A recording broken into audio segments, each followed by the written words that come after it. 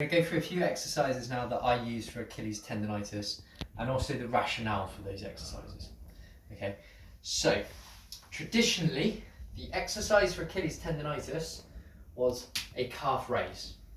Okay, ignore my clicking ankle. So the calf raise was traditionally seen as the exercise, and the rationale behind this was very simple, that when we push off in the toe phase, the toe pushing off phase of running, obviously I'm coming up onto my toes and I'm pushing off, so therefore that must be where we use the most calf activation. Actually, modern biomechanics have shown that the point where we use the calf the most is actually when we land and lowering.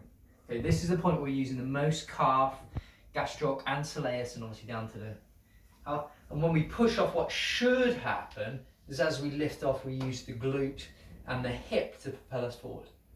Okay, if you think about it like this, if I'm a long jumper or a triple jumper and I'm running along and then I try to jump off my toes, I'm only going to go a little way, but imagine I'm running along and as I push off I sink and I push forward with my hips, I'm going to fly through the air.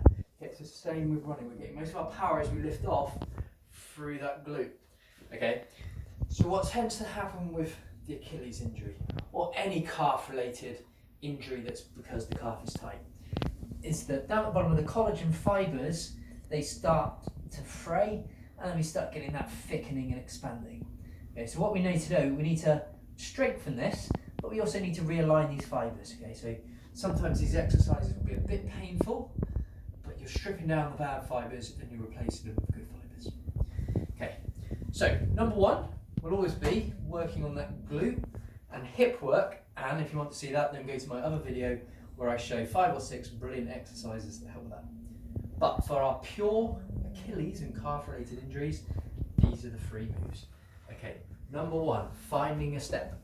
So instead of coming into a big calf raise, which we know isn't going to be suitable, what we're trying to do is very simply, if you've got one leg or both, so imagine this scenario, it's just my left leg, I'm just going to lower down with a straight leg.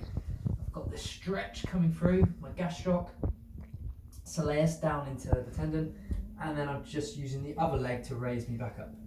Okay, so I'm just getting that eccentric heel drop. Okay, so I do it with a straight leg, 3 sets of 5. I then want to, 3 sets of 15, sorry. Then with the knee bent, same thing, so knees are bent, lowering, putting more work through, and I'm feeling that deep stretch as well, which is good because most likely I need to loosen off my calf at the same time, coming back up. So we've done straight leg, bent knee, and then the final exercise, really simple. And again, knees are forward. We have a very simple, just working on heels. So I'm lengthening at the back, find a metre or 2, and then coming through. Okay, those 3 exercises done twice a day for 12 weeks are going to massively help. The other things you want to do, just loosening off the calf, putting heat on there before a run, before night.